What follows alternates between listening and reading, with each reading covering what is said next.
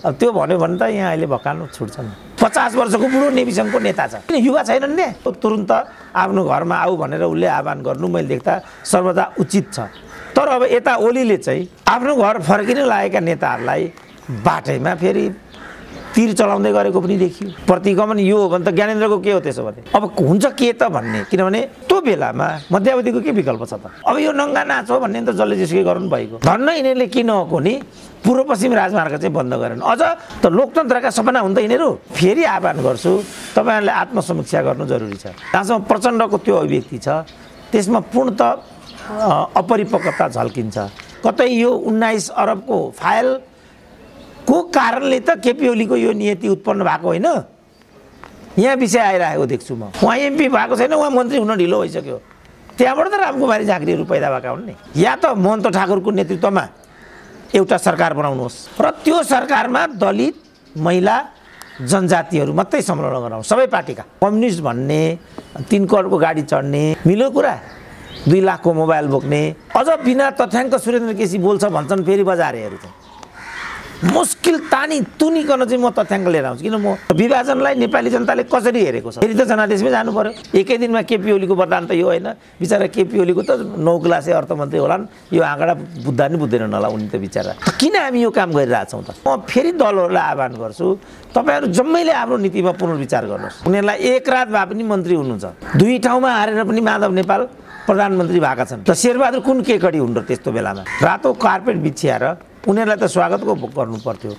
त्यसपछि यो हरकत गर्न खोजेको अवस्थामा अनि केपी ओलीले यो खालको कदम सामूहिक र उचित हुन्थ्यो। यही कुरा मैले प्रचण्डको हकमा भनेको थिएँ। अब होइन हामी लेन्डुपे नै हुन्छौँ भन्छन् भने, देशै सिद्ध्याउँछौँ भनेर कसम खाएका छन् भने, अब लडेको गोरुलाई राम भन्न सकिन्छ, काँध हाल्न त सकिँदैन। उहाँहरूले लिएको बाटो मैले देख्दा आत्मघाती छ। फेरि यही अनुहार लिएर आफ्नो निर्वाचन क्षेत्रमा निर्वाचित भएर आउँछु भन्ने नै आकलन हो।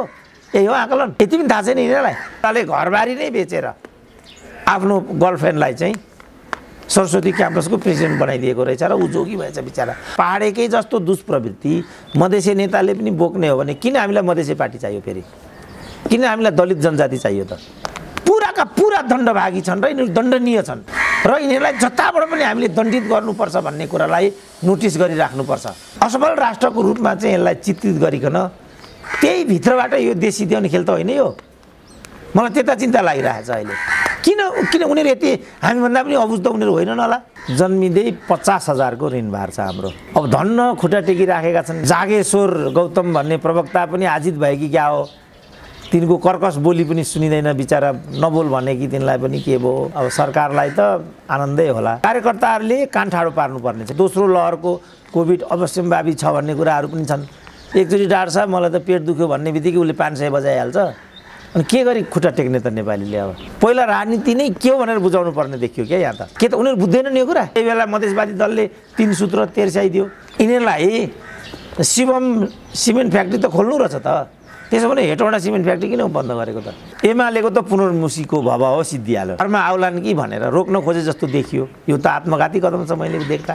तिमीहरू यो किन गर्छौ भनेर कार्यकर्ताहरू पनि किन आवाज उठाउँदैनन्? फेरि केपी ओली नै घरभित्र आइराखेका नेताहरूलाई किन बाटोमा रोक्दैछन् यो बुझिन सक्नु छ? कहीँ यो त हाम्रो लागि भोलि गएर आत्मघाती हुने होइन। पछिल्लो विकसित घटनाक्रममाथि केन्द्रित रहेर कुराकानी गर्नका निम्ति राजनीतिक विश्लेषक प्राध्यापक डाक्टर सुरेन्द्र केसी हामीसँग हुनुहुन्छ। डाक्टर साहब स्वागत छ। ल हस्, धन्यवाद। स्वास्थ्यको क्षेत्रमा कुरा गर्दाखेरि कोभिडले जुन खालको विश्वव्यापी सङ्कट पैदा गर्छ र नेपाल पनि अब धेरै कुरामा धराशायी बन्न सक्छ भन्ने जो अनुमान गरिएको थियो यहाँको अर्थ राजनीतिदेखि लिएर सबै कुरामा, कोभिडले पारेको राजनीतिक र सामाजिक अनि आर्थिक असरलाई नेपालको सन्दर्भमा कसरी हेर्न सकिन्छ? कहाँ पुर्यायो डाक्टर साहब कोभिडले? अब यो त 80% भन्दा बढी औद्योगिक संरचनाहरू धाराशायी भएका छन् र सबभन्दा राम्रो आर्थिक वृद्धि झन्डै 7% मा चाहिँ आर्थिक वृद्धि दर हुन्छ भन्ने प्रोजेक्सन थियो।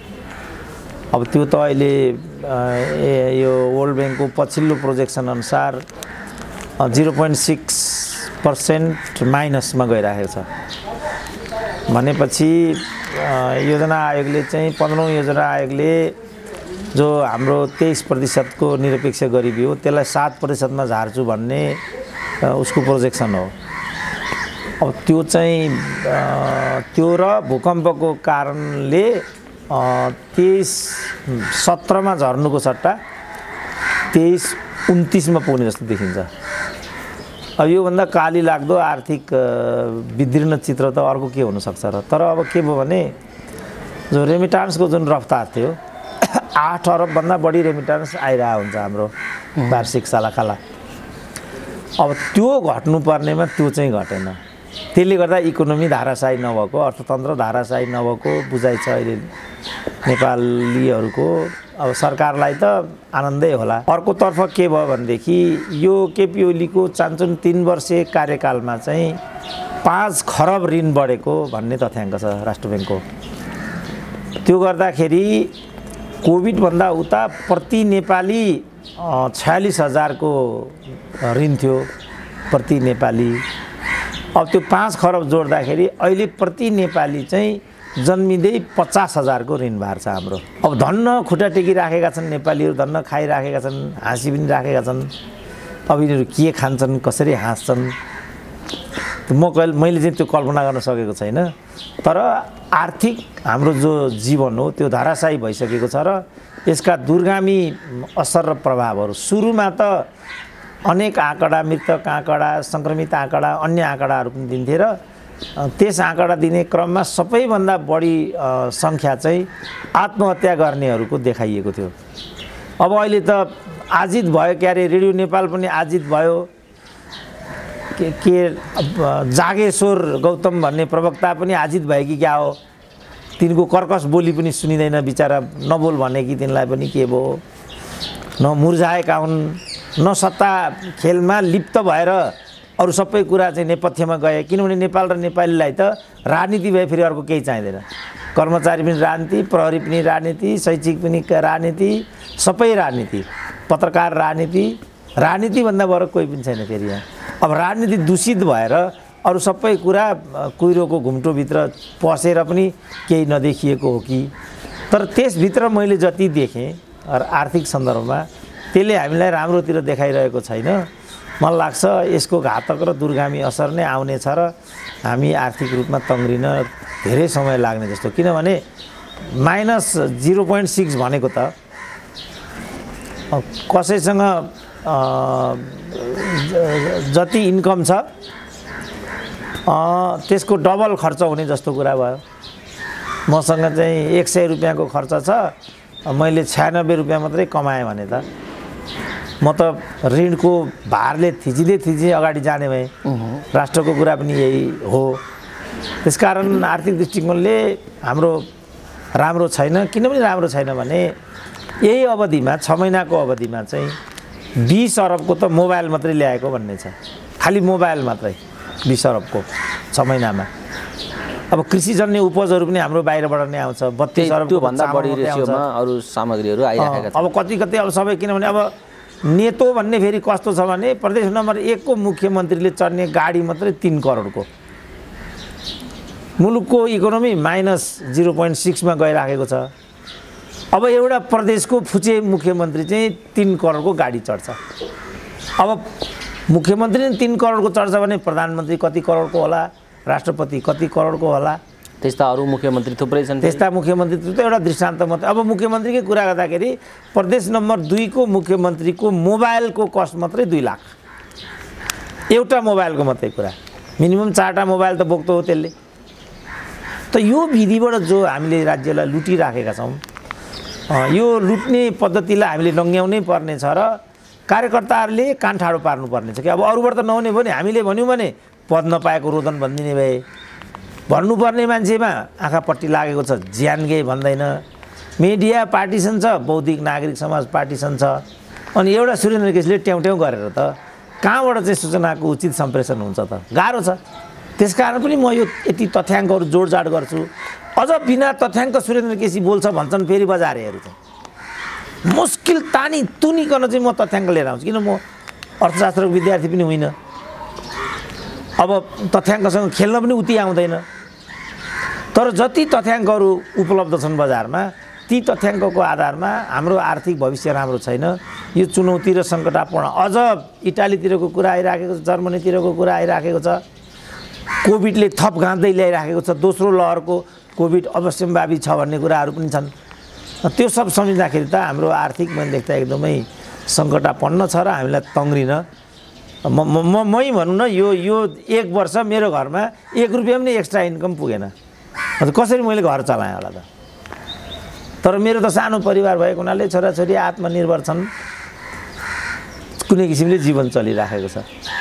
अब मोटर धान्नु पर्दैन, पेट्रोलियम हाल्नु पर्दैन, चान्सले डाक्टर कहाँ पनि जानु परेन, अझ निःशुल्क उपचार गरिदिने डाक्टर सुन्दरमणि त्यहाँ जिउँदै हुने भएको हुनाले त्यो बोझ पनि मलाई भएन र म टिकिराखेको छु। होइन भने डाक्टरलाई 7 दिन नाग्यो अर्को बिल बनाइदिइहाल्छ।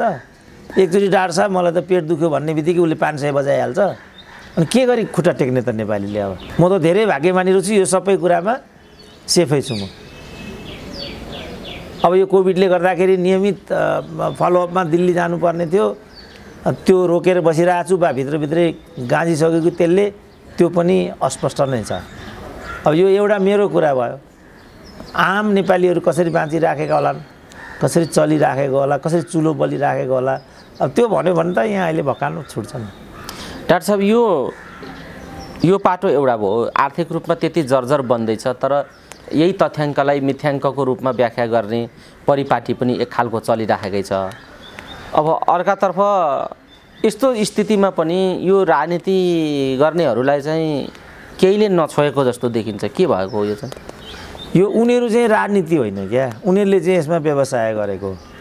जस्तो यही आर्थिक जुन विदीर्ण चित्रण मैले गरेँ, यही अवधिमा अब यही कुरालाई ठ्याक्कै प्रगति नेपाल त एकदम यो चाहिँ आर्थिक वृद्धि दरको रेसियो त धेरै उच्च भयो यो सरकारका पालामा भनेर व्याख्या गरिदिन्छन् नि त यहाँ त। अनि ती त अब थाकिसके, किनभने 0.6 भनेको चाहिँ वर्ल्ड ब्याङ्कको तथ्याङ्क हो। अब यिनीहरूको अनि तर पनि सोझा जनतामा भ्रम त फैलिएकै छ नि त, सरकारले यसो गरौँ उसो गरौँ आदि इत्यादि कुराहरू त भइराखेकै छन्। हाम्रो आर्थिक वृद्धि दर यस्तो छ, हाम्रो के अरे व्यापार घाटा हामी घटाउँदैछौँ, यस्ता कुराहरू त गरिराखेकै हुन्छन् नि त दिन प्रतिदिन। होइन त्यो उनीहरू जस्तो भने नि सुरुमा म आफै छक्क परिरहेको थिएँ। के भने अघि मैले भने नि 7.9 जति चाहिँ आर्थिक वृद्धि दर हुन्छ यिनीहरू भन्थे। म चाहिँ अर्थशास्त्रको लेमेन भए पनि त्यो सुन्दाखेरि म छक्क पर्थेँ। किनभने उत्पादन र उत्पादकत्व नबढिकन, कल कारखाना नखोलिकन कसरी चाहिँ आर्थिक वृद्धि हुन्छ त? के आधारमा आर्थिक वृद्धि हुन्छ? त्यसको कुन चाहिँ आँकडाले त्यसलाई सपोर्ट गर्छ त? भाइ छोरा विदेश जाने कुरा क्रम अझ डब्लिएको छ, त्यो कारणले भने हो कि होइन? त्यसबाट पनि रेमिटान्सबाट चाहिँ विश्वको कुनै पनि मुलुकको अर्थतन्त्र बन्दैन नि त। त्यसको लागि त पुँजी निर्माण हुनु पर्यो नि। तर यहाँ त त्यसैलाई स्रोत बनाएर त्यही रेमिटेन्सका भरमा देश चलिराखेको सत्य त सबैले बुझिराखेकै छ नि त। त्यही भएर यसरी नै चल्छ भन्ने बुझाइ हो कि राजनीतिज्ञहरूको भन्नेतिर अहिले देखियो क्या विषय। किनभने आत्मनिर्भर बन्ने कुरामा त कोही पनि छलफल गरिराखेको छैन। सबै भागभण्डा, तछाड मछाड, लुटपाट यस्तै कुरामा न सबै केन्द्रित भएको देखिन्छ। अब यो कुरालाई हेर्ने हो भने त रेमिटेन्सबाट आउने कुरामै सबै भर परेर यहाँ ताण्डव गरे हो कि भन्ने खालको पनि स्थिति देखिन्छ। आत्मनिर्भरताको बाटोतिर कसैले सोचेको देखिँदैन। यो विषयमा के भन्नुहुन्छ भन्नु त? होइन, अब यो जुन राजनीतिलाई जुन यिनीहरूले धन्दा बनाए नि त, राजनीति त पेसा होइन नि त। राजनीति भनेको त तपाईँ जे सोधिरहनु भएको छ त्यो तरिकाबाट जनजीवन, जनजीविका र जनस्तर उकास्ने प्रक्रिया चाहिँ राजनीति हो नि त। पहिला राजनीति नै के हो भनेर बुझाउनु पर्ने देखियो क्या यहाँ त। राजनीति भनेको कसैलाई मन्त्री महामन्त्री बनाउने मात्रै प्रक्रिया हो। जस्तो अहिले भनौँ न, हामीले जुन राजनीतिमा स्थायित्वको लागि जनादेश दिएका छौँ, त्यसमाथि खेलबाड गर्ने अधिकार यिनीहरूलाई कहीँबाट छ? कम्युनिस्ट एकताको विपक्षमा जाने यिनीहरूलाई कहीँबाट अनुमति छ? उनीहरू वास्तवमा त्यो 2/3 मेन्टेन गर्न सक्दैनन् भन्ने त जनतामा आउनु पऱ्यो नि उनीहरूले त। हामीबाट गल्ती भयो बा पार्टीभित्र चाहिँ कि चलो भयो, यसलाई हामीले व्यवस्थापन गर्न सकेनौँ, त्यसमा तपाईँहरूको राय के छ? योभन्दा अर्को त उनीहरूलाई अधिकार छैन नि त। लोकतन्त्र भन्ने, लोकतान्त्रिक अभ्यास नगर्ने, कम्युनिस्ट भन्ने, 3 करोडको गाडी चढ्ने मिल्यो कुरा? 2 लाखको मोबाइल बोक्ने, मधेसका जनताको लागि भनेर मधेसी दल गठन गर्ने, अनि प्रदेशको मुख्यमन्त्री भएपछि 2 लाखको गाडी चढ्ने भने पहाडेकै जस्तो दुष्प्रवृत्ति मधेसी नेताले पनि बोक्ने हो भने किन हामीलाई मधेसी पार्टी चाहियो फेरि? किन हामीलाई दलित जनजाति चाहियो त? यो कुरामा क्रमभङ्गता ल्याउने कि नल्याउने भन्ने प्रश्नको आजको प्रश्नको चुरो त त्यो हो नि त। त्योमा त डिबेट गरेन नि त, नेपाली मिडियाले पनि डिबेट गरेन। उसले पनि तपाईँ टिभी मूल प्रवाहका टिभी इत्यादि हेर्नुभयो भने एकपछि अर्को नेता मात्रै लगेर त्यहाँ उसले उफारिराखेको हुन्छ। त्यो छ, कतिपय मिडियाहरू सरकारको विरोध गर्नुलाई मात्रै धर्म ठान्ने, कतिपय प्रतिपक्षीको विरोध गर्नुलाई मात्रै धर्म ठान्ने, कतिपय असन्तुष्टि यिनै गन्जागोलभित्र फेरि आफ्नो धन्दा व्यापार चलाउने, योभन्दा प्रतिर त काहीँ पनि केही विषय देखिँदैन। अब यो किन भन्ने प्रश्नको उत्तर पर्गेल्ने आजको चुनौती हो। किन त मान्छे यस्तो गर्छ त? के मिडियाले यो कुरा बुझ्दैन? ऊ किन यो धन्दा गरिरहेछ त? नेतालाई नै निजी क्षेत्रमा पनि लगेर उफार्ने हो भने राज्य संरक्षित र पालित पोषित त्यतिका सञ्चार माध्यमहरूले चाहिँ के गर्छन् त्यसो भने? त्यहाँ सबैमा यिनीहरू नै छाउने हो भने गोर्खापत्र के गर्ने, एनटिभी के गर्ने, रेडियो नेपाल के गर्ने, रासस के गर्ने छ तिनीहरूले त्यसो भने? त्यसकारण जुन यो धन्दा हामीले गरिराखेका छौँ, यो हामी जानी गरिराखेका छौँ कि अन्जानबाट यो गरिरहेछौँ त? त्यसकारण यो जुन व्यवस्था र यो गलत अभ्यास हामीबाट भइराखेको छ, जानेर नजानेर, यो एकदमै नेपाल र नेपालीको हित विपरीत छ। यो नेपाल र नेपालीको हितमा जाने हो भने हामीले मुलुकलाई औद्योगिकरणको प्रक्रियामा लानै पर्छ। जस्तो राजाले त्यतिका कल कारखाना उद्योगहरू खोलेका थिए, कुन तर्कको आधारमा तिनीहरूको जुन विचलन गरियो, कुन चाहिँ तर्कले त्यसलाई सही भन्छ, त्यसमा नि मान्छे बहस गरिरहेको देख्छु म। यो विधि जो विधि अहिले आर्थिक क्षेत्रमा चाहिँ अवलम्बन गरिएको छ, नेपाललाई आधुनिक एउटा ताको प्रक्रियामा लैजान योभन्दा राम्रो विधि नै थिएन भन्छन्। के त उनीहरू बुझ्दैनन् यो कुरा? डाक्टर रामशरण महतलाई 5 वर्ष अगाडि सबभन्दा राम्रो अर्थमन्त्रीको रूपमा भनेर बेलायतको एउटा संस्थाले चाहिँ पुरस्कृत गर्यो। राम्रो अर्थशास्त्री भनेर होइन, अर्थमन्त्री भनेर। उनी अर्थशास्त्री पनि हुन् नि त। होइन, उसले पुरस्कृत गरेको चाहिँ अर्थमन्त्री भनेर चाहिँ हो। अर्थशास्त्री हुन् भन्ने कुरा त म पनि मान्छु। फेरि उनको जस्तो लेख्ने पढ्ने अर्थमन्त्री नेपाल र नेपालीले बिरलै पाएको जस्तो लाग्छ मलाई। त्यो गरि पनि रहेछ उनले। तर पुरस्कृत जो उहाँलाई गरेको छ राम्रो अर्थमन्त्री भनेर, त राम्रो अर्थमन्त्रीको आधार के? जसको अर्थतन्त्र 0.6 ऋणात्मक भइसक्यो। यो त ओभर द पिरियड्स भएको चाहिँ इन्डिकेटर्स हो। एकै दिनमा केपी ओलीको वरदान त यो होइन। बिचरा केपी ओलीको त 9 क्लासे अर्थमन्त्री होलान्, यो आँकडा बुझ्दैनन् होला उनी त बिचरा। किन हामी यो काम गरिरहेछौँ त? फेरि हाम्रो विरोधाभास सबभन्दा पढेको र जान्ने अर्थमन्त्री भनेर युवराज कतिवटालाई लिएर राखिदिए, तिनकै कारण हामी ऋणात्मक गएको वास्तवमा। भनेपछि पढे लेखेकोबाट पनि भएन, यहाँ 40बाट 50 भयो त भनेपछि समस्या कहाँ हो भनेर चाहिँ मैले त छलफल गर्ने बेला आइसक्यो। कहाँ हो त समस्या? जस्तो हाम्रो विगत समयका प्लानरहरू हेऱ्यो भने पनि हैन, समस्या त सबै गएर राजनीतिमै ठोकिन्छ डाक्टर साहब। फेरि गएर राजनीति प्रणाली यस्तै कुरामै विषय ठोकिन्छ। अब यसलाई शुद्धिकरण कसरी गर्ने भन्ने कुरामा जनतामा एउटा खालको जागरुकता आउनुपर्छ र हरेक फैसला जनताले गर्न पाउनुपर्छ भन्ने खालको प्रसङ्ग पनि तपाईँले राख्नुभयो। यो सङ्कटलाई फैसला गर्ने जिम्मा चाहिँ जनताले दिने हो भने एउटा खालको रूपान्तरण हुन सक्थ्यो कि भन्ने अपेक्षा राखेर जो मानिसहरूले तपाईँले जस्तै अभिव्यक्तिहरू राखेका छन्। तर त्यो बाटो त यसपालिको प्रक्रिया त बन्दै भयो नि त। सरकारप्रति मानिसहरू असन्तुष्ट छन्, नेकपाको आन्तरिक किचलोप्रति मानिसहरू वाक्क दिक्क भइसकेका छन्, प्रमुख प्रतिपक्षी दलको भूमिकाबाट पनि मान्छे सन्तुष्ट छैनन्। यस्तो बेला नयाँ जनादेशमा जानुको विकल्प छैन भनेर सोचिराखेका मान्छेहरूका लागि जुन खालको प्रधानमन्त्रीले निर्णय गरेका थिए अदालतले उल्टाइदियो। अब फेरि यो किचलो चाहिँ मडारिएको छ र चरम उत्कर्षमा पुग्ने सङ्केत देखिएको छ। अझ प्रचण्डले चाहिँ प्रधानमन्त्रीलाई 24 घण्टाभित्र राजीनामा गर भनेर एउटा थ्रेट गरिराखेका छन्, राजीनामा गर्न निर्देशन दिइराखेका छन्। पार्टी कुन हो कसको टुङ्गो छैन। यो बेला के भन्नुहुन्छ त डाक्टर साहब? के कुनै रूपान्तरणको सबै बाटो अब बन्द भएको हो या यो किचलोसँगै अब सबैले सती जानुपर्ने हो? के हो त चित्र, अगाडि देखिएको चित्र अहिले बताइदिनुहोस् त। होइन सती जानुपर्ने त होइन, तर सती जाने जस्तो नै देखिन्छ, एक कुरा। दुई कुरा, प्रधानमन्त्रीले जो मध्यावधिमा मुलुकलाई हालिदिएको थियो त्यो प्रक्रियाका दृष्टिकोणले त्यति सही थिएन, किनभने एकल रूपमा त्यस्तो गर्न सकिने परिवेश थिएन, त्यसको लागि संवैधानिक व्यवस्था पनि थिएन। प्रधानमन्त्रीले हठात मुलुकलाई मध्यावधिमा ठेलिदिएको जस्तो मात्रै तल त्यस्तो देखियो।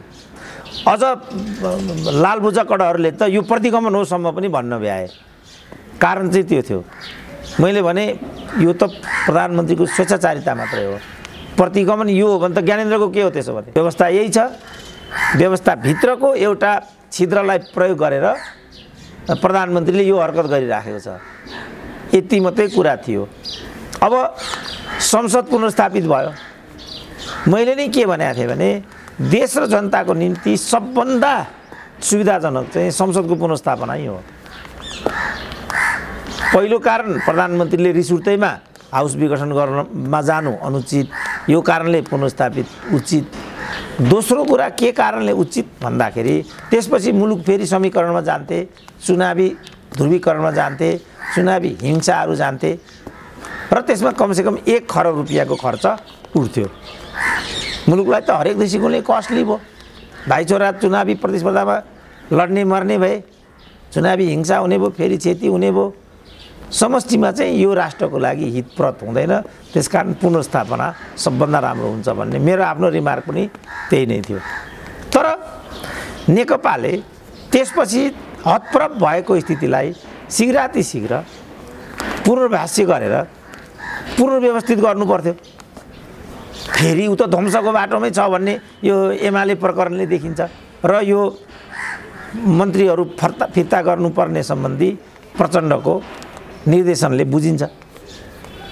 अब हुन्छ के त भन्ने, किनभने प्रचण्डले त्यो गर्नु पनि अस्वाभाविक छैन, किनभने आफ्ना मन्त्रीहरू छाडागाई जस्तो चारतिर चाहिँ अनि धान बाली चुबुर गर्दै चुड्दै हिँडिराखेका छन्।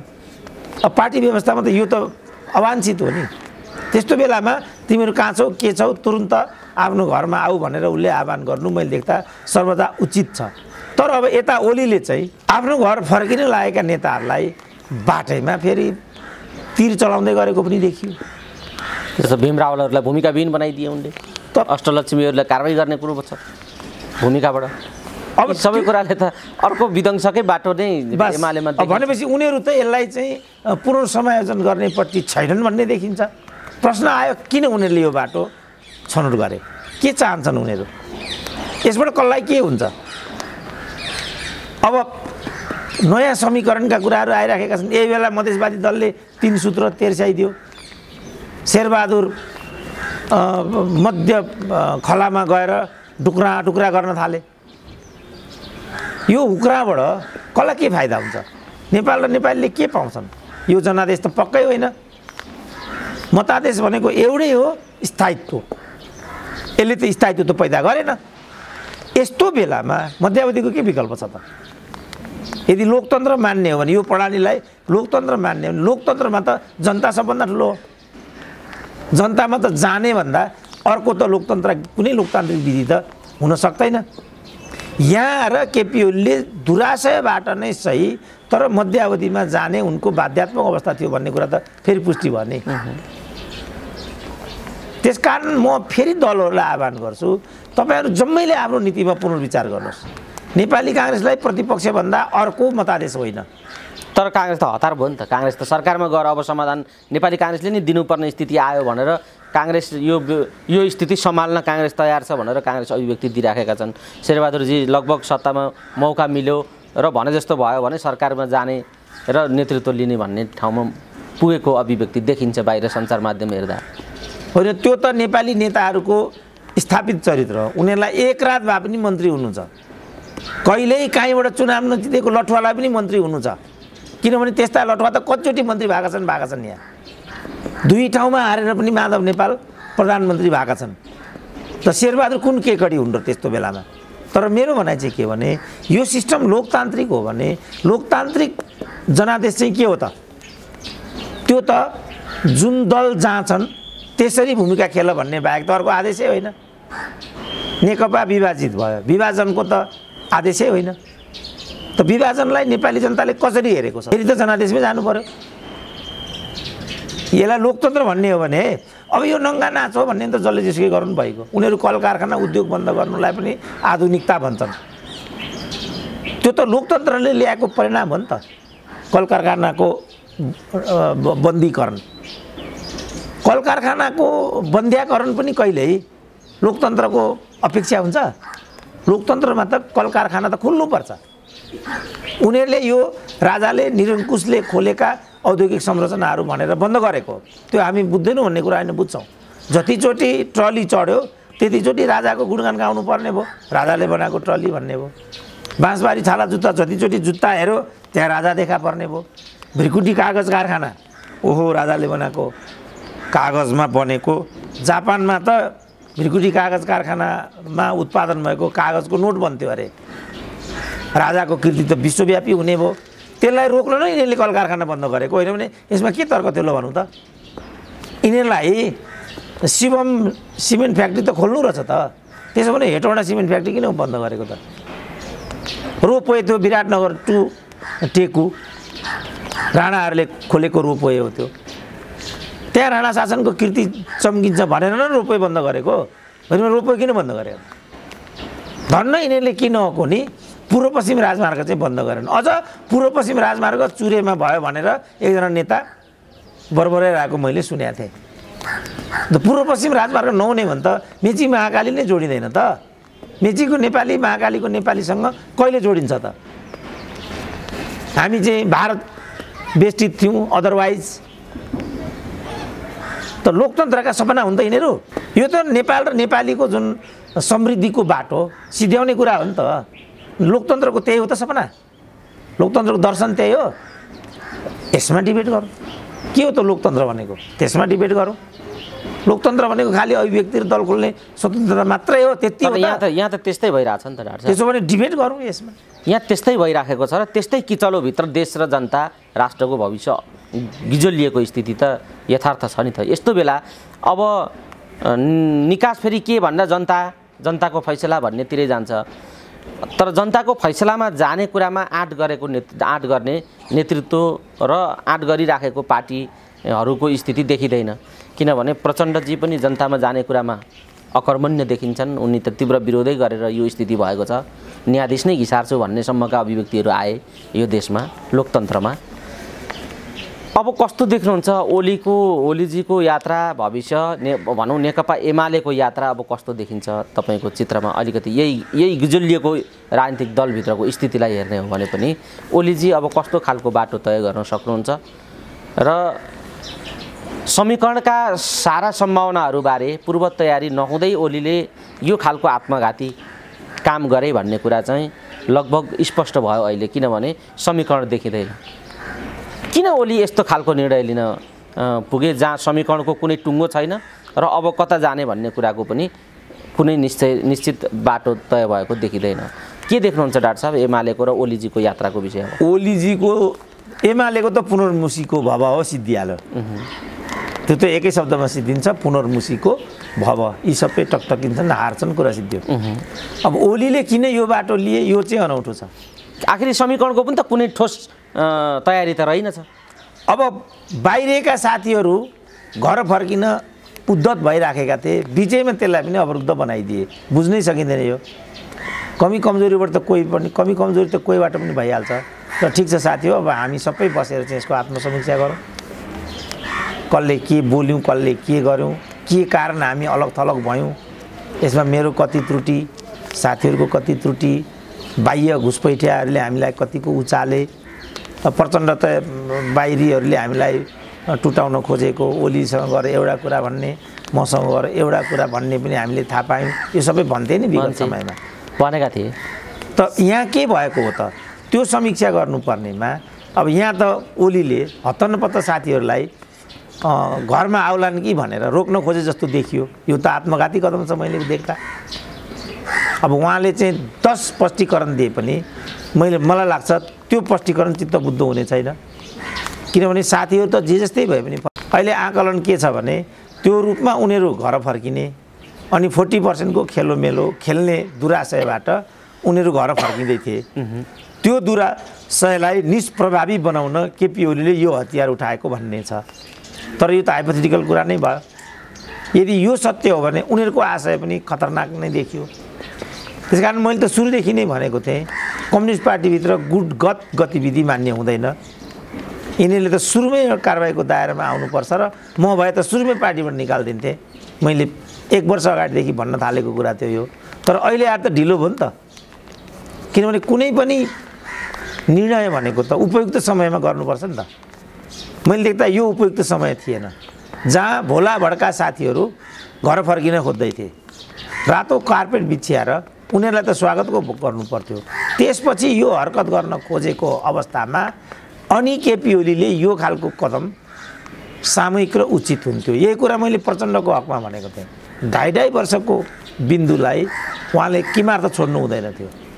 2.5 वर्ष क्रस गर्ने बित्तिकै यो ढिङ्ग्याइ केपी ओलीले गरेको भए सिङ्गो राष्ट्र लाग्थ्यो, हामी पनि लागिमेली गर्थ्यौँ। यहाँ केपी ओलीको अर्घेल्याइ भइराखेको छ। प्रधानमन्त्रीत्वको पालो चाहिँ सहमति अनुसार प्रचण्डको हो। त्यसपछि त आजको अवस्थै आउने थिएन नि। त उहाँहरूलाई यो सब कुरा हेक्का नभइकन, थाहा नभइकन उहाँहरूले यो बाटो तय गरेको हो कि के हो? अब यसको उत्तर उहाँले दिनुपर्ने म देख्छु। प्रचण्डले के कारणले 2.5 वर्षको शर्तलाई परित्याग गर्नुभयो? माधव नेपालहरू के कारणले यसरी भौतारिनुहुन्छ, फर्केर फेरि यहीँ आउनुहुन्छ? केपी ओली के कारणले यो गर्नुहुन्छ? आउँदै गरेका साथीहरूलाई पनि बाटैमा रोक्नुहुन्छ। मैले कार्यकर्ताहरूलाई आह्वान गरेको छु हिजैदेखि, तिमीहरू यो किन गर्छौ भनेर। कार्यकर्ताहरू पनि किन आवाज उठाउँदैनन्? फेरि उनीहरू पनि हिसाबै किताबमा छन्। यो हिसाब किताबको परिणाम उनीहरूको पक्षमा आउँछ भन्ने आकलन हो। अझै पनि घनश्याम भट्टराईहरूले क्या हो, घनश्याम भुषालहरूले, योगेश भट्टराईहरूले फेरि यही अनुहार लिएर आफ्नो निर्वाचन क्षेत्रमा निर्वाचित भएर आउँछु भन्ने नै आकलन हो। यही हो आकलन। यति पनि थाहा छैन यिनीहरूलाई किन यिनीहरूले यो गरिराखेका छन्।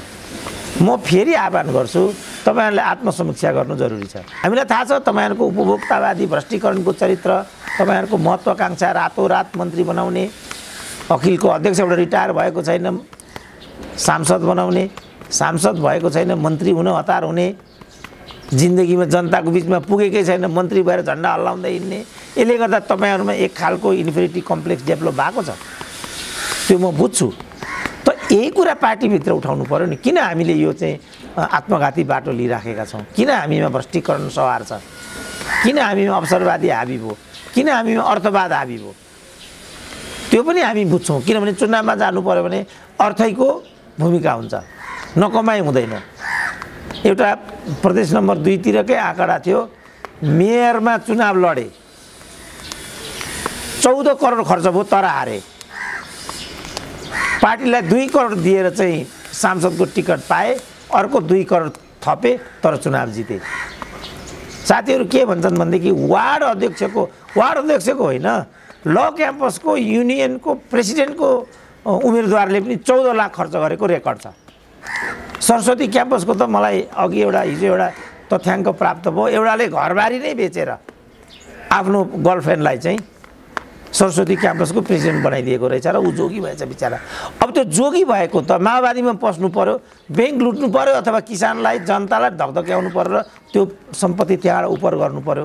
यो कारणले यो भ्रष्टीकरण र यो अर्थवादी चिन्तन हाबी भएको छ भन्ने कुरा हामी त बुझ्छौँ। तर गर्ने यही हो त लोकतन्त्र र कम्युनिजममा। यो भस्मासुरी शैली र बाटो के कारणले चाहिँ अवलम्बन गरिरहेछ नेतृत्वले? यो प्रश्न उठाउने उपयुक्त व्यक्ति हामी हौँ कि ती लाखौँ कार्यकर्ता हुन् जसले यसमा रगत पसिना खर्च गरे? हिजो रामकुमार पनि भन्दै थिइन् कि मेरो यसमा 27 वर्षको लगानी छ। त्यसो भने 68 वर्ष लगानी गर्ने मोहनचन्द्रको के भविष्य हुन्छ त यसमा? 14 वर्ष 16 वर्ष त जेल मात्रै बस्नु भएको छ उहाँको हिसाब चाहिँ के हो त? अब त यो जुन उपभोक्तावादी र एउटा भ्रष्टीकरणको बाटो नेतृत्वले लिइराखेको छ, त्यसपछि आजको स्थिति उत्पन्न भएको छ। त यसको क्षतिपूर्ति कसरी गर्ने बा यसको पूर्ण समायोजन कसरी गर्ने बा अब समाधानको बाटो के हुन्छ? यो त खेलखाल झेलझाल गर्ने नेतृत्व हत्याउने, गाडी चढ्ने होइन, ब्युटी पार्लर गएर चाहिँ राम्रै बनिएर हिँड्नेहरूको कुरा भयो। मैले धुस्रै हिलै मैले बाटामा 2 घन्टा त पानी लिन जानुपर्छ भन्ने हिजो एउटा भिडियो हेरिरहेको थिएँ मैले। तल आधी जिउ नग्न पुरै धुजा भएको लुगा लगाइरहेको छ। आज किसानहरूले चाहिँ 10 वर्षदेखि आफ्नो उत्पादनको चाहिँ बजार पाइराखेका छ, मूल्य पाइराखेका छैनन्। त उनीहरूले चाहिँ कहिले क्षतिपूर्ति पाउने त? उनीहरूले चाहिँ त यहाँ त विषय केन्द्रितै भएन नि। अझ त्यतापट्टि विषयभन्दा अझ अर्को यिनै खेलखाल ठेलठाल झेलझालभित्रको किचलो थाम्न नसकेर फेरि म द्वन्द्व गर्छु, हतियार उठाउँछु। मैले चाहिँ नयाँ साथी खोज्दा पुराना साथी छुटे भन्ने जस्ता निराशाजनक र आपत्तिजनक अभिव्यक्ति त पूर्व प्रधानमन्त्री भइसकेका पुष्पकमल दाहाल प्रचण्डका मुखराबिन्दबाटै यस्ता अभिव्यक्ति सुनिँदैछ। डाक्टर साहब, यो जे समस्या तपाईँले उजागर गर्दै हुनुहुन्छ, पूर्व प्रधानमन्त्री भइसकेका मान्छेले यो सोचिराखेको छैन, अर्को बाटो सोचिरहेछ यो स्थितिमा भने अब यो कसरी यस्ता अपेक्षाहरू पुरा होलान् भन्ने विषय छ नि। होइन, मन्त्री र पूर्व मन्त्री र प्रधानमन्त्री त हाम्रो देशमा जो पनि भयो क्या। प्रचण्डको त्यो अभिव्यक्तिलाई कसरी हेर्नु? अब त्यो एकदम उहाँको अपरिपक्व अभिव्यक्ति छ। किनभने जे उहाँले त्यहाँ हिजो भन्नुभएको छ, त्यहाँ पनि म प्रधानमन्त्री भएको भनेर गौरवै गर्नुभएको छ। शेरबहादुरले पनि युवा कार्यकर्ताहरूको बिचमा गएर तिमीहरूले के गर्यो, तिमीहरूको उमेरमा त म 2 चोटि प्रधानमन्त्री भइसकेँ भनेर हुङ्कार छोड्नुभएको छ। नेताहरूको यो भनाइबाट पदै ठुलो हो भन्ने बुझिन्छ। बिपी कोइराला भन्नुहुन्थ्यो ठुलो मान्छे हुने होइन, असल मान्छे हुने हो भनेर। अहिलेका नेताहरू ठुलो मान्छेमै जोड दिइराखेका छन्। ठुलो पदधारी नै ठुलो मान्छे हुन्छ भन्ने उनीहरूको सन्देशले, जहाँसम्म प्रचण्डको त्यो अभिव्यक्ति छ त्यसमा पूर्णतः अपरिपक्वता झल्किन्छ। किनभने उहाँले नै हो यो सबै अवसरवादी र अर्थवादी उपभोक्तावादी परिवेश सिर्जना गरेको। इन्टायरली उहाँले नै हो। अब अहिले चाहिँ खेतको कुरा के भयो भनेदेखि 19 अरब क्यान्टोनमेन्टको पैसा एकलोटी गरेको हुनाले मैले माओवादी पार्टी छोडेको भनिरहेको छ बाबुरामले। अब बाबुराम र प्रचण्ड नै फेरि गठजोड गर्ने जस्तो पनि देखिँदैछ। जुन यो कमी कमजोरी नेतृत्वबाट भयो, यसको फोरफारक नगरिकन को राजनीतिक व्यवस्थापन अर्थपूर्ण र परिणामदायी हुँदैन भन्ने मेरो पछिल्लो अहिलेको रिमार्क छ। किनभने केपी ओलीले चाहिँ जो माता तीर्थको 174 रोपनी र ललिता निवासको 135 रोपनी कति जग्गा हो, त्यो जग्गासँग जोडिएका फाइल उठाउन खोजेकै परिणाम आजको राजनीतिक विचरण भन्ने एउटा कोण पनि आइराखेको छ। र उहाँहरूको ठुलो फोकसै के छ भने सबभन्दा पहिलो कुरा भनेको चाहिँ केपी ओलीलाई त्यहाँबाट अपदस्थ गर्नुहुन्छ। किनभने उहाँ प्रतिगमनको बाटो गइरहनु भएको छ भनेर उहाँहरूले एउटा हौवा खडा गरेर कतै बालुवाटारको फाइल, कतै माता तीर्थको फाइल, कतै यो 19 अरबको फाइलको कारणले त केपी ओलीको यो नियति उत्पन्न भएको होइन, यहाँ विषय आइरहेको देख्छु म। तर फेरि यसमा हामी उभियौँ भने फेरि केपी ओली नै घरभित्र आइराखेका नेताहरूलाई किन बाटोमा रोक्दैछन् यो बुझिन सक्नु छ। त्यसपछि मैले के निष्कर्ष निकालेको भने हामीलाई स्थायित्व र राष्ट्रियतालाई बलियो बनाउनबाट रोक्नको लागि त कतै यो भइराखेको छैन, जानेर नजानेर कतै यो देश सिध्याउने खेल त होइन। मलाई चाहिँ त्यो लाग्न थालेको छ अहिले। किनभने असुरक्षा, अनिश्चय, गरिबीको दुष्चक्र, विदेशी ऋणको चपेटामा मुलुकलाई चाहिँ झोसेर असफल राष्ट्रको रूपमा चाहिँ यसलाई चित्रित गरिकन त्यही भित्रबाट यो देश सिध्याउने खेल त होइन यो। मलाई त्यता चिन्ता लागिरहेको छ अहिले। किन उनीहरू यति हामीभन्दा पनि अबुझ त उनीहरू होइनन् होला। हजारौँ कार्यकर्ताहरू त्यहाँ छन्।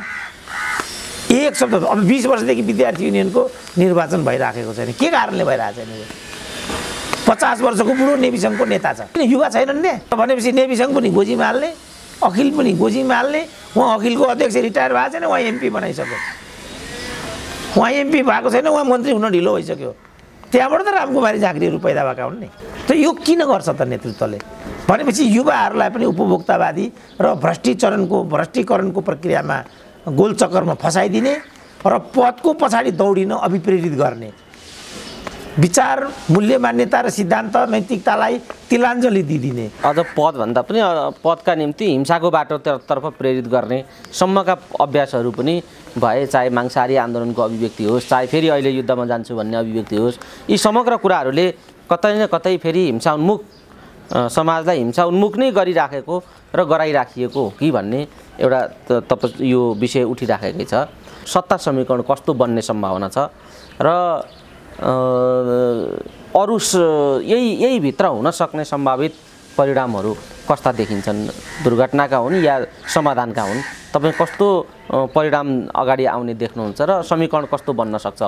अब सत्ता समीकरण त नेपाली काङ्ग्रेसको नेतृत्वमा प्रचण्डको पहल कदमीमा मधेसवादीहरूको संलग्नतामा एउटा चरम अवसरवादी र धन्धुकारी प्रवृत्तिको तत्त्वको समीकरण बन्ने जस्तो म देख्छु। तर समीकरण त अवश्यम्भावी जस्तो नै देखिन्छ, किनभने जुन किसिमको अन्तर्घात एमाले भित्र पनि प्रवेश भएको देखिन्छ, जुनसुकै मूल्यमा बादशाहलाई चाहिँ घोडाबाट झार्नुपर्छ भन्ने एक सूत्रीय मन्त्रबाट उनीहरू अघि बढेको देखिन्छ र यही बेलामा अनेक किसिमको आपराधिक एउटा अप्टिक लागेको प्रवृत्तिलाई पनि उन्मुक्ति दिलाउने खेलखाल पनि यहाँभित्र प्रवेश गरेको देखिन्छ। नेपाली काङ्ग्रेस अफ्ताब आलमको उन्मुक्तिको पट्टी भन्ने सार्वजनिक रूपमा देखिएको छ। अनि मधेसवादी चाहिँ रेशम चौधरीको प्रकरणलाई मूल मुद्दा बनाउने, संविधान संशोधन प्रक्रियालाई पनि तीभित्र हालिदिने र प्रचण्डले यो सबै कुरामा चाहिँ निर्वाध रूपमा चाहिँ मधेसवादीहरूसँग सहकार्य गर्ने भन्ने प्रचण्डको पछिल्लो अभिव्यक्ति देखिँदा यो समीकरण बन्ने जस्तो चाहिँ पक्का जस्तै छ। तर राज्य कमजोर भएको बेलामा यो खालको प्रवृत्तिलाई संस्थागत गर्ने दुष्प्रवृत्तिलाई नेपालको राजनीतिमा फेरि एकपल्ट हामीले हुल्यौँ भने कहीँ यो त हाम्रो लागि भोलि गएर आत्मघाती हुने होइन। त्यसकारण यो नेकपा भन्नेले राजनीतिलाई जहाँ ल्याइ पुर्यायो, यो धेरै ठुलो एउटा आपराधिक दुष्कर्म यिनीहरूबाट भएको छ भन्ने मलाई लाग्दा यिनीहरू पुराका पुरा दण्डभागी छन् र यिनीहरू दण्डनीय छन् र यिनीहरूलाई जताबाट पनि हामीले दण्डित गर्नुपर्छ भन्ने कुरालाई नोटिस गरिराख्नुपर्छ। मैले चाहिँ भन्न सक्ने कुरा यति मात्रै छ, हामीले त्यो हदमा जानु नपरोस्। त्यसकारण म उनीहरूलाई अझै पनि के आह्वान गर्छु भने कृपया तपाईँहरू यो बाटो नलिनुहोस्। जे कारणले यो स्थिति उत्पन्न भएको छ त्यो कारणमा जानुहोस्, किनभने कारणमा नगइकन परिणाम सुधार्न सकिँदैन। रोगको डायग्नोसिस नभइकन के इन्जेक्सन दिने त? त्यसकारण पहिला रोग डायग्नोसिस हुनु पर्यो, के कारणले यो भएको छ त, त्यसपछि चाहिँ औषधि प्रेस्क्राइब गर्ने हो र औषधि खाने हो, निको हुने हो। म अहिले पनि भन्छु तपाईँहरूले निको हुनु जरुरी छ। तपाईँहरूलाई निको हुनको लागि, तङ्ग्रिनको लागि जनादेश दिएको हो। अब तपाईँहरू यो घात गर्नुहुन्छ भने बरु यो समीकरण इत्यादिमा जानुभन्दा या त दुईटा काम गर्नुहोस्, या त महन्त ठाकुरको नेतृत्वमा एउटा सरकार बनाउनुहोस्, त्यसको नाम राष्ट्रिय सरकार बनाए पनि हामीलाई केही भन्नु छैन। त्यसपछि मधेसीहरूको हामीले कहिले अवसर पाएनौँ भन्ने गुनासो पनि सकिन्छ। त्यो नेपाल र नेपालीको लागि एउटा अवसर नै हुन्छ र त्यो सरकारमा दलित, महिला, जनजातिहरू मात्रै संलग्न गराउँ, सबै पार्टीका, काङ्ग्रेसका पनि जनजाति, दलित, मधेसी, नेकपाका पनि त्यसरी नै, त्यसको मुखिया महन्त ठाकुर र एउटा समीकरण खडा गर्नुहोस्, त्यसको एउटा अर्थ हुन्छ। कमसेकम एउटा गुनासो त सकियो। त्यसो गर्नुहुन्न भने तपाईँहरू सबै दलीय संयन्त्र एक ठाउँमा आएर यसको निकासको रूपमा जनताको यसमा के अभिप्राय रहेछ त भन्ने बुझ्नको लागि मध्यावधिमा जानुहोस्। किनभने यो सरकारले चाहिँ, यो राजनीतिले चाहिँ यो लेजिटिमेसी गुमाइसकेको राजनीतिक शास्त्रीहरूको पनि अब भनाइ आउन थाल्यो। तिनै राजनीतिक शास्त्री जो यो केपी ओलीको प्रतिगमन हो, संसद पुनर्स्थापनाको विकल्प छैन भन्नेहरू नै अब यसको वैधता सिद्धिसक्यो भन्न थालेर संविधानमा मध्यावधिको व्यवस्था नगर्नु संविधानको ठुलो त्रुटि हो भन्ने ठाउँमा उनीहरू आइसके। त्यसकारण यो सबै कुरालाई समीक्षा गरेर तपाईहरू आम सहमतिबाट निर्वाचनमा अग्रसर हुनुहोस्। त्यसको लागि एउटा निर्वाचन सरकार बनाउनुहोस्। तपाईहरू त्यसको अगुवाई गर्न सक्नुहुन्न भने म तयार छु। खिलराज प्रधानमन्त्री हुन सक्दा म हुन नसक्ने भन्ने कुरा छैन। म निर्वाचन गराइदिन्छु। यो दुईटा भन्दा तेस्रो कुनै पनि विकल्प छैन। तेस्रो विकल्पमा हामी गयौँ भनेदेखि त्यो अनन्तको झगडामा मुलुकलाई जोस दिने कुरा हो र त्यो मुलुकै सिध्याउनेतिर अन्तोगत्वा भन्नुबाट प्रयुक्त हुने विषय हुन्छ। म अपेक्षा गर्छु यो खालको राष्ट्रिय अपराध उहाँहरूबाट हुँदैन। अब होइन हामी लेन्डुपे नै हुन्छौँ भन्छन् भने, देशै सिध्याउँछौँ भनेर कसम खाएका छन् भने अब लडेको गोरुलाई राम भन्न सकिन्छ, काँध हाल्न त सकिँदैन। उहाँहरूले लिएको बाटो मैले देख्दा आत्मघाती छ, यो कसैको पक्षमा छैन। हवस् डाक्टर साहब, अमूल्य समय दिनुभयो। यो समय र यो महत्त्वपूर्ण संवादका लागि यहाँलाई धेरै धेरै धन्यवाद। ल, धन्यवाद।